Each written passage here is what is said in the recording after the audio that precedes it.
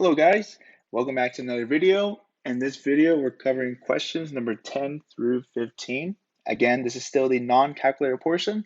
So any calculations you see me do, I will do them on the screen for you guys. Here as well, if you have not attempted these questions beforehand, please attempt them. Try them on your own. They're not that bad. So looking here at number 10, the graph of y equals 2x squared plus 10x plus 12 is shown. So if the graph crosses the y-axis at the point 0k, what is the value of k? So there goes the graph here, and they say it crosses the x-axis the y-axis at this point 0 comma k, and it was y equals 2x squared plus 10x plus 12. Okay, so with this equation, the question actually is just asking us, hey, what's this k value? So what's the value of k? And that is the y-intercept because it crosses the y-axis. That is the y-intercept. So with any y-intercept in linear, quadratic, whatever function you're using, if it's a y-intercept, that means the x value is 0. So if it's a y-intercept, that means the x value is 0. So that's helpful because the question is now basically asking, when my x is 0, what's my corresponding y? Now I put k because that was the variable they gave me. But this is kind of nice, isn't it? Because I can just work this out. So look at the first part. 0 squared is just 0, and then 2 times that is still just 0. Okay, 10 times 0 is just 0, and that's nice because 12 is the only thing left over. So this is just saying that my y-intercept is actually at 0, comma 12. Let's look at number 11, a circle. Okay, so that's kind of important, a circle. And the xy plane has a center of 5, 7 and a radius of 2. So which of the following is an equation of these circles? I want to find an equation. Now this involves something, I think I spelled that right. This is something called conic sections. You don't really cover this too much. You might cover it in pre-cal, maybe algebra 2, depending on your school and the mathematics you take. However, conic sections really isn't tested on the SAT, ACT. It's sometimes just a throw-in question. So if you don't know really anything about conics, don't worry. If you want to study stuff about conics, I've seen a lot of circle questions pop up, some parabola questions, but not too much. There's different types of conics, but these are the two of the most I've seen appear. So going back to this question, to find an equation of a circle, there's actually, so this is called conic section. So the equation of a circle can be written, there's like the standard form. So it's x minus h squared plus y minus k squared, and that equals r squared. So all these letters represent this. We have a center, and that's an h comma k. We have a radius, and that's just an r. So for a certain number center, for a certain order pair, and for a certain radius, we can create a circle. Now this is going to be kind of nice and straightforward. Our center is, let's do it in this orange, it's 5 comma 7. That means for my h and my k, I'm going to plug in 5 and 7. So x minus 5 plus y minus 7. And the r value was my radius. Oh, my bad. Let's use the highlighter option. That means plug in 2 for my radius. Oh, 2 squared. And I jumped the gun on that because I know that 2 squared is the same thing as 4. And I can mark out b and d automatically because I have x minus 5 squared and y minus 7 squared. So it looks like answer choice A is going to be correct. Again, this is just really going off the definition of conic sections, really the definition of a circle. I haven't really done much math here. I just kind of plugged in numbers. The most math I did on this question was doing 2 squared. So this isn't that bad. You need to know the definition. Okay, look at number 12 now. Number 12 says, in the figure above, triangle ABC, the one on the left, is similar, that's an important keyword, to triangle DEF. What is the value of cosine of E? So this is kind of nice here. Now, the reason why is this isn't too much math involved as well. We need to kind of break down two things. One, it says ABC is similar. So looking at triangles here, if ABC is similar to triangle DEF, there are certain things that hold true. One, their sides are proportional.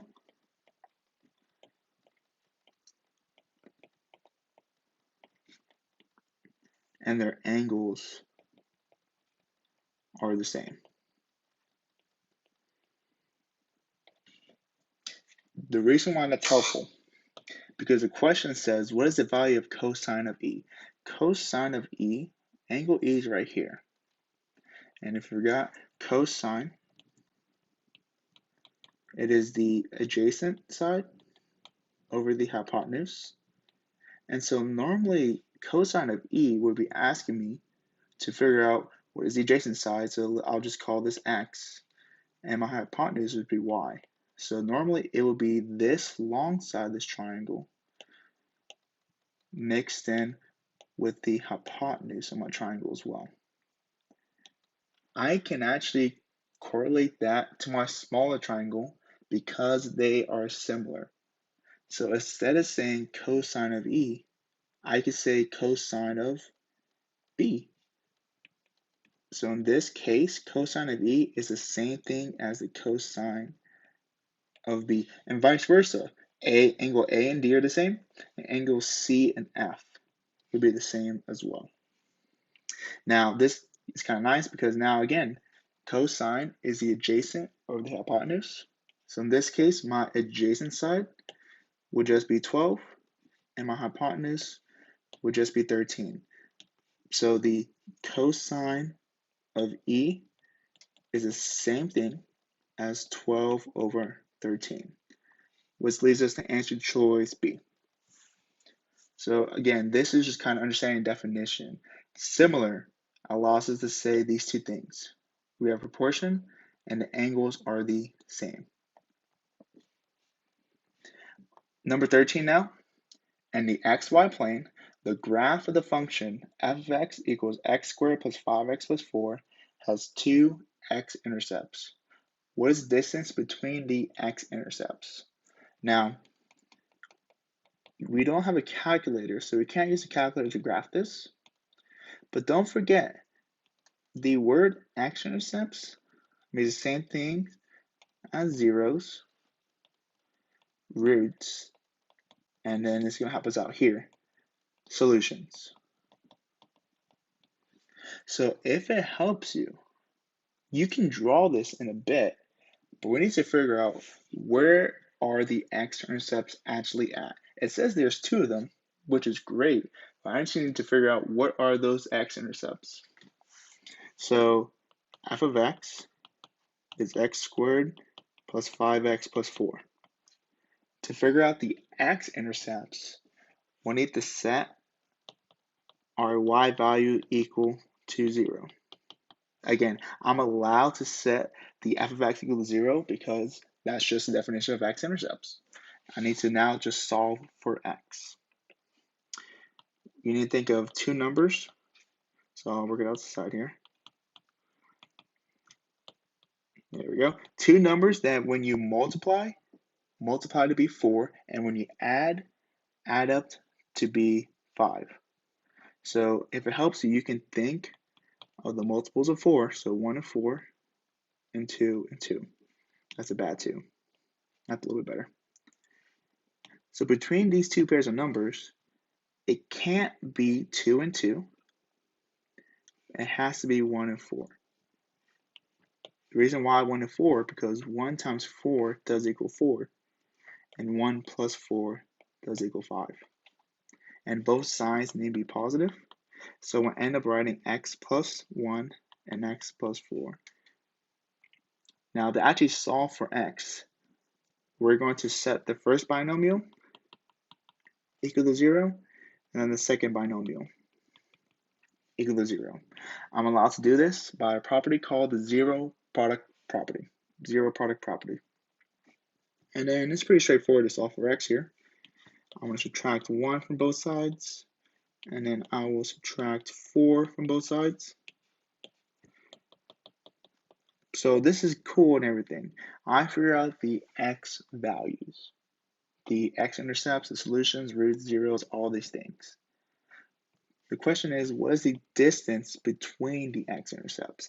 I need to find the distance between x equals -1, x equals -4. Now, if it helps you, I'll draw a picture. And with this picture, again, it's going to not be the best. And even then, I'm going to fix this picture because I really only need the left side. Now, I have 1, 2, 3, 4, let's go 5. I have an x-intercept at -1 and a x-intercept at -4. And my graph's going to open up. The orientation of the graph doesn't really matter. I'm just using it for illustration purposes. Basically, now I need to find the distance from this x value and this x value. Oh, that's a -1, by the way. So the distance between these three, these two, is actually 3. There's 3 units apart. So 1, 2, and 3. So it looks like C is my answer choice. Again, biggest thing here is kind of understanding what it's saying. Is solve for x, and then from there, try to find the distance between the two.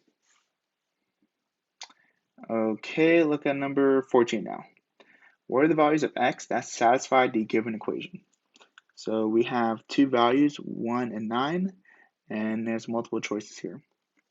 And when you look at this question, there's 2 ways you can kind of solve it. One way is really not needed whatsoever. It's going to be very tedious, very annoying, and it's just not very helpful, I'll say that.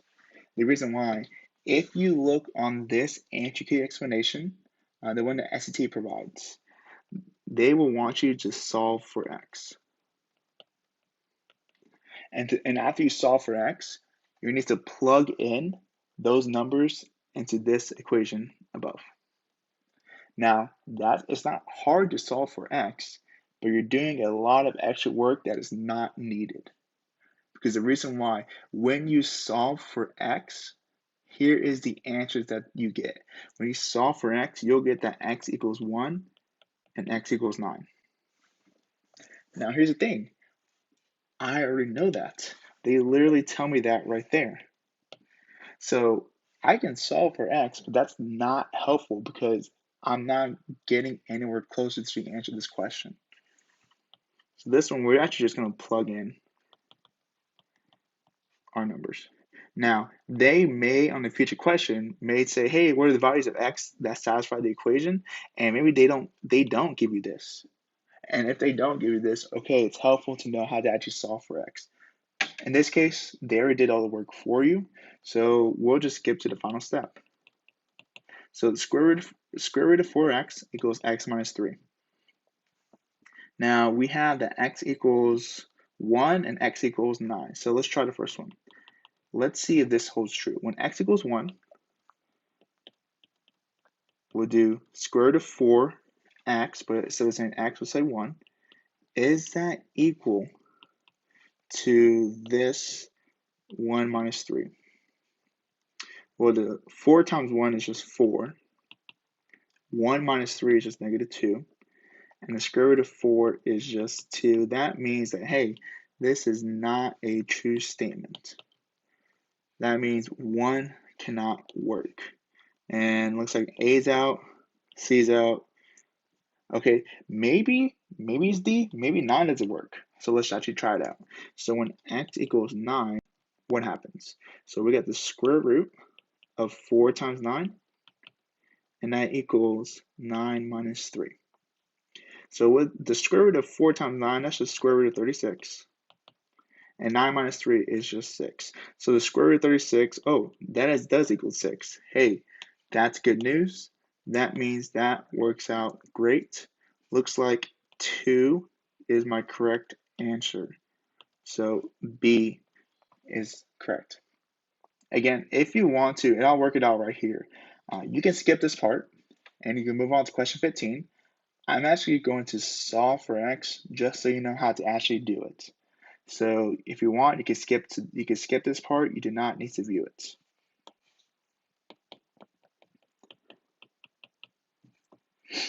The square root of 4x equals x minus 3. So to actually solve for x, what I'm going to do first is I want to get rid of this square. I want to get rid of this square root. And to get rid of the square root, I will square the left side. But what I do to one side, I must do to the other. So the square root of 4x squared is just 4x. Now this x minus 3, that x minus 3 squared, you need to please not do this. Do not say x minus 3 squared is equal to x, I'll try to do it in black, x squared minus 3 squared. That is not true. Do not distribute that square. Do not do this. That is a way to mess up your answer every single time. That is not true. However, the way to multiply this, x minus 3 squared, you could say that's the same thing as x minus 3 times x minus 3. This is nice. You may have learned an acronym in high school called FOIL. You may have learned a thing called like the Punnett square, which you use in biology, or just distributed property. Whatever the case is, you need to multiply them out as two separate binomials. Do not distribute the square to everything on the inside. Now with this here, I'll just use the distributive property. So multiply the x times everything. So x times x is just x squared. X times negative 3 is negative 3x. Then multiply the second term by everything. Negative 3 times x is just negative 3x. And likewise, negative 3 times negative 3 is just a positive 9. So with this here, we're going to combine the like terms. I can only combine these x's, the negative 3x's, because they both have the same exponent to their variables. So negative 3x minus 3x would be just a negative 6x, and tack on that 9. So coming back to our question here, to solve for x on this, 4x now equals x squared minus 6x plus 9. That's very different from saying that's equal to x squared minus 9. Don't distribute this 2. Please don't. Okay, cool. To solve for x, get one side equal to 0. So let's move this 4x to the other side. So we'll get an x squared.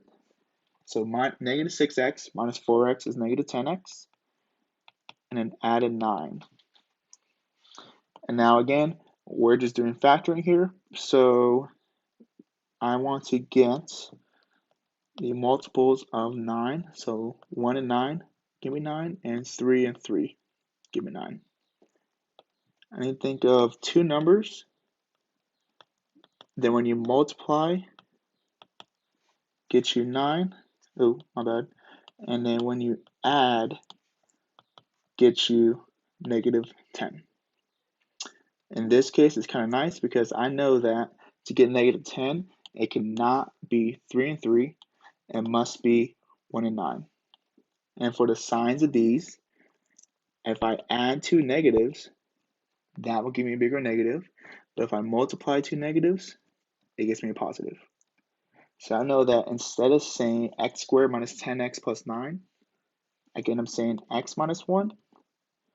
That's times x minus 9. And again, by the zero product property, let me do my work up here because I'm out of space. So x minus 1 and x minus 9. to actually solve for x, I'm going to set them both equal to 0. And then just isolate the variable by doing the opposite operation. So x would equal 1 and x equal 9.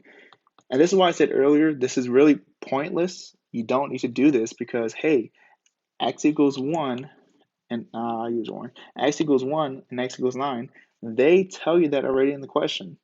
You just wasted 5 minutes of your time or however long it took you.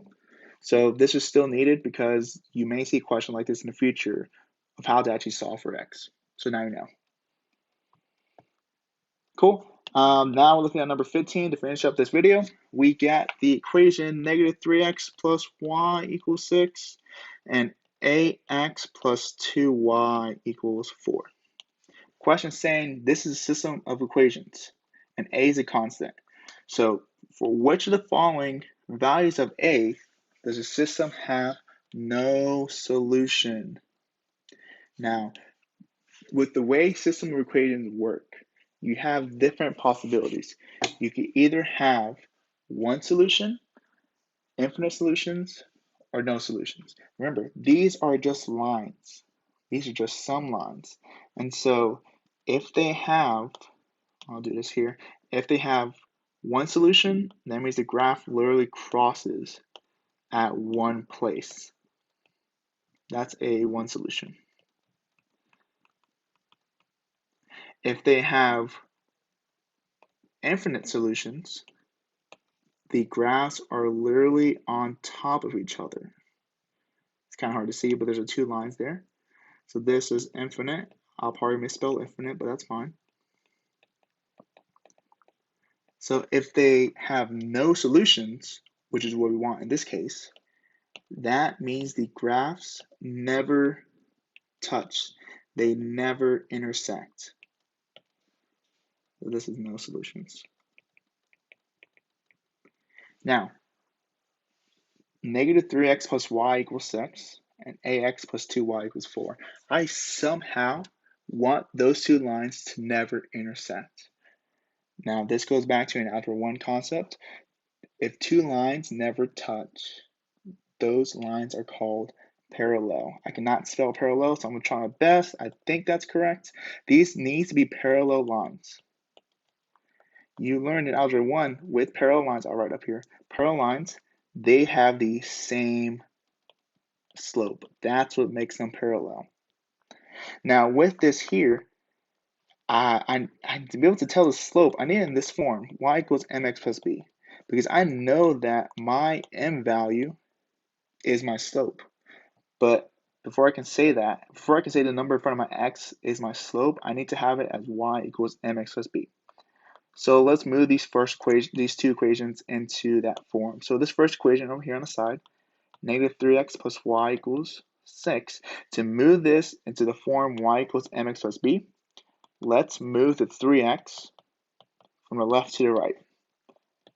So I'll get y equals 3x plus 6. So we have 8x plus 2y equals 4. And I want to do something similar on this other side, but now I need to subtract ax from both sides. So 2y would equal negative ax plus 4. And then, unfortunately, I'm not done on this one because I want the y to be by itself, for right now, this 2 is stopping me. In order to get rid of that 2 in front of the y, I would divide the left side by 2 and all of the right side by 2.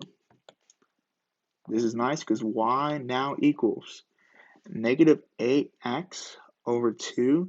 If it helps you, you can rewrite it as negative a over 2x. The reason why I can do that, look back at your question. It says a is a constant.